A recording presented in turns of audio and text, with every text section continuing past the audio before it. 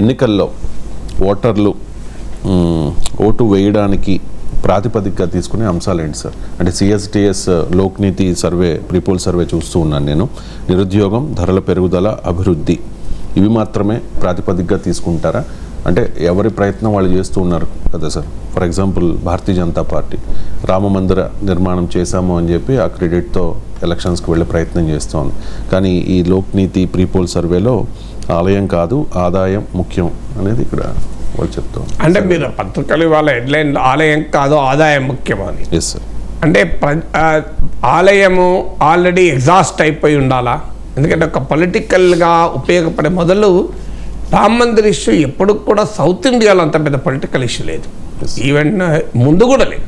ఇప్పుడు బీజేపీ 2019లో కూడా 4 సీట్లు తెలంగాణలో గెలవటానికి ఆలయం ఇష్యూ కాదు. రాజకీయాల్లో వచ్చిన జాతీయ స్థాయిలో వచ్చిన మార్పులు వీటి వల్ల వచ్చింది తప్ప రామాలయ నిర్ణయ ఆదాయ అనే అంశం పైన అదర్ దెన్ కర్ణాటక ఈ ఎజెండా సౌత్ ఇండియాలో ఎప్పుడు పనిచేయలేదు.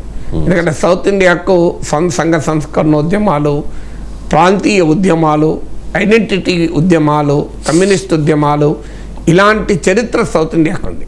మీకు ఆంధ్రప్రదేశ్లో సంఘ సంస్కరణ ఉద్యమాలు కానీ కమ్యూనిస్ట్ ఉద్యమాలు, తెలంగాణలో తెలంగాణ 2 మళ్ళీ తొలి దశ ఉద్యమాలు, కమ్యూనిస్టు నక్సలైట్ ఉద్యమాలు, తమిళనాడులో ద్రవిడియన్ మూవ్మెంటు.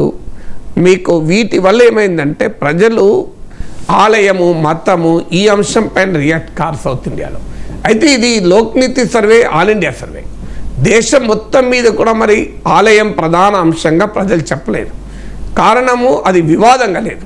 వివాదంగా ఉన్నప్పుడు ఉన్నంత పవర్ ఒక ఇష్యూకు వివాదం అయిపోయాక ఉండదు. అందువల్ల వివాదంగా లేదు, ఇప్పుడు అయిపోయింది కదా. ఏముంది, ఎవరు అభ్యంతరం చెప్తున్నారు? అందుకే మధుర, కాశీ వివాదాలు ముందుకు తెస్తున్నారు. కానీ ఒక అంశం ఒక్కసారి చూపిన ప్రభావము ప్రతిసారి అదే అంశం చూపదు. సో అందువల్ల ఆటోమేటిక్గా మీకు ఆలయమే కాదు, సిఏఏపై కానీ, ఆర్టికల్ 370 కానీ, ఉమ్మడి పౌరస్మృతి కానీ ఆ రకమైనటువంటి భావోద్వేగాల్ని రగిలించలేకపోతుంది. అందుకే మీరు గమనించండి, మోడీ చైనాను పట్టుకొస్తున్నాడు, పాకిస్తాన్ పట్టుకొస్తున్నాడు, మళ్ళీ రిపీటెడ్గా ఈ మధ్య చైనా గురించి మాట్లాడుతున్నారు, పాకిస్తాన్ గురించి మాట్లాడుతున్నారు. ఎందుకంటే ఈ ఇష్యూస్ అన్నీ అంటే ఇప్పటిదాకా బీజేపీకి ఎన్నికల్లో ఆయుధాలుగా పనిచేసిన అంశాలు ఏవి ఇప్పుడు ఆ స్థాయిలో రెస్పాన్స్ ఇవ్వడం లేదు. ఈవెన్ పాకిస్తాన్ ఇవ్వడం లేదు. ఈ మధ్య మోడీ, రాజ్నాథ్ సింగ్ చెప్పారు పాకిస్తాన్ లోపలికి వెళ్ళి కొడతామన్నా కూడా ఎక్కడా రెస్పాన్స్ లేదు. మీరు అందుకే రోహింగ్యాలను గురించి ఇప్పుడు మాట్లాడతలేదు. జిహెచ్ఎంసీలో మాట్లాడారు, అసెంబ్లీ ఎన్నికల్లో రోహింగ్యాల గురించి ప్రస్తావన తీయలేదు మీరు గమనిస్తే. అందువల్ల రాజకీయ నాయకులు, పార్టీలు చాలా తెలివైన వాళ్ళు ఉంటారు. వాళ్ళకు పొలిటికల్గా కరెన్సీ ఏది ఉందో అర్థం చేసుకుంటారు. అందువల్ల ఇప్పుడు ఎన్నికలకు ముందైతే ప్రజలు మాకు ఉద్యోగాలు ఇబ్బందిగా ఉన్నాయి, పని దొరకడం లేదు, అలాగే ధరలు బాగా పెరుగున్నాయి అనేటువంటి ఆవేదన వ్యక్తం చేస్తున్నారు. ఎందుకంటే మీకు ధరలకు ఒక్క ఉదాహరణ చెప్తాను. 2018-19లో కేంద్ర రాష్ట్ర ప్రభుత్వాలు కలిసి పెట్రోలియం ఉత్పత్తుల పైన 5,75,000 కోట్ల రూపాయల పన్నులు వసూలు చేశాయి. 5,75,000 crores. అది 2022-23లో 7,50,000 కోట్లు వసూలు చేశాయి. నియర్లీ 30% ఎక్కువ వసూలు చేశాయి. అంతర్జాతీయ ముడి చమురు మార్కెట్లోమో ముడి చమురు ధర గణనీయంగా పడిపోయింది. 2014లో $108 ఉండే. ఆ లెవెల్ ఎప్పుడూ రీచ్ కాలేదు. ఈవెన్ టుడే $90 ఉంది.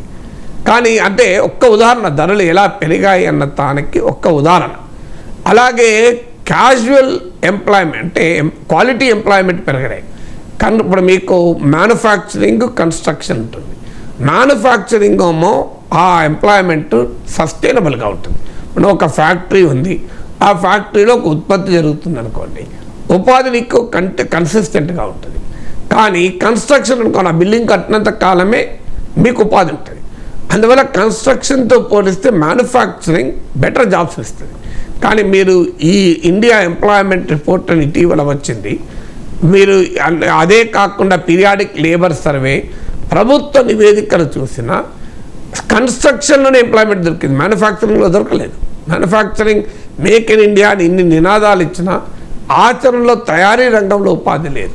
సర్వీస్ సెక్టార్లో కూడా ఏమవుతుందంటే ఆటోమేషన్ వల్ల, ఆటోమేషను, ఈ chat GPT, generative AI, artificial intelligence, వీ ట్రెండ్స్ వల్ల హై ఎండ్ సర్వీసెస్లో మాత్రమే ఎంప్లాయ్మెంట్ పెరుగుతుంది. అందుకే మీరు ఈ ఇయర్ చూడండి, క్యాంపస్ రిక్రూట్మెంట్ ఇది లోయెస్ట్.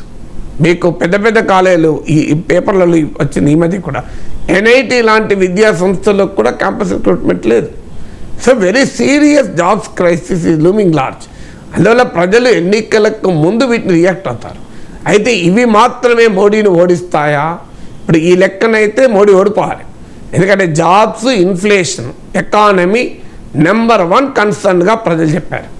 ఆ తర్వాత డెవలప్మెంట్ అన్నారు. అఫ్కోర్స్ డెవలప్మెంట్ విషయంలో మోడీకి అనుకూలంగా ప్రజలు తీర్పు చెప్పచ్చు. ఎందుకంటే మోడీ ఈ మార్కెటింగ్ డ్రీమ్స్ ఎఫెక్టివ్లీ, అంటే వికసిత భారత్ అని డెవలప్మెంట్ విషయంలో మోడీకి అనుకూలంగా ప్రజలు రియాక్ట్ కావచ్చు. కానీ జాబ్స్ అండ్ ఇన్ఫ్లేషన్ విషయంలోనైతే మోడీకి వ్యతిరేకంగా రియాక్ట్ కావాలి. ఎందుకంటే ఇప్పుడు కరప్షన్, ఈడీ, సిబిఐ ఇంత పంపించినా కూడా హార్డ్లీ 8% కరప్షన్ ఇష్యూ అన్నారు. రామ్ మందిర్ కూడా అరౌండ్ 8% ఇష్యూ అన్నారు. సో అందువల్ల బీజేపీ ఆయుధాలుగా ప్రయోగిస్తున్న అవినీతి, ఆలయము, ఇవేవి ప్రజలు తమ నెంబర్ 1 కన్సర్న్ అని చెప్పలేదు. అయితే ఎందుకు చెప్పలేదంటే కరప్షన్ మీద ప్రజలు రియాక్ట్ కారా అంటే, బీజేపీ చేస్తున్న ప్రచారము, ఇవాళ ఈడీ, సిబిఐల వాడకము, ఎలక్టోరల్ బాండ్స్ ఇవన్నీ చూశాక ప్రజలకు ఒక రకమైన ఫ్యాటిక్ రావచ్చు. అందరూ అవినీతే కదా, ఇంట్లో ఎవరు అవినీతి కాదు అని. సో ఆ అభిప్రాయం ప్రజలకు ఉన్నప్పుడు రియాక్షన్ ఉంటుంది, దాన్ని కన్సర్న్గా ఫీల్ కాదు. అందువల్ల ఈ 2 ఇష్యూ, జాబ్స్ అండ్ ఇన్ఫ్లేషన్ విషయంలో మరి మోడీని శిక్షిస్తారా అంటే, ప్రజలు ఈ కన్సర్న్గా భావించిన దాన్ని ప్రతిపక్షాలు క్యాపిటలైజ్ చేసుకోగలగాలి. ప్రతిపక్షాలు ఆ రకంగా క్యాపిటలైజ్ చేసుకొని కాన్ఫిడెన్స్ ఇవ్వగలగాలి. మేము ఈ సమస్యలను పరిష్కరించగలుగుతామని. అక్కడ ప్రతిపక్షాల ఫెయిల్యూరే బీజేపీకి ఉపయోగపడుతుంది. ప్రజల కన్సర్న్ ఉంది, ఆ కన్సర్న్ పొలిటికల్గా ఛాంపియన్ చేసే కెపాసిటీ అపోజిషన్కి లేదు. వీరు ఆ మోడీ బలహీనతలుగా ఉన్న ఎకానమీ వదిలేసి మోడీ స్ట్రెంగ్త్ ఉన్న ఎమోషనల్ ఇష్యూస్ పైన మాట్లాడుతుంటారు వీళ్ళు కూడా వెళ్ళి. అది ఆటోమేటిక్గా మోడీకి ఆయుధాలు అవుతుంటాయి. మన మధ్యలో ఎవరో ఒకటి ఏదో ఒకటి మాట్లాడతాడు. సో అందువల్ల ప్రాపర్ బలమైన అపోజిషన్ లేకపోవడం వల్ల ఈ కన్సర్న్ ప్రజలకున్న దానికి ఒక బలమైన పొలిటికల్ ఎక్స్ప్రెషన్ రావడం లేదు.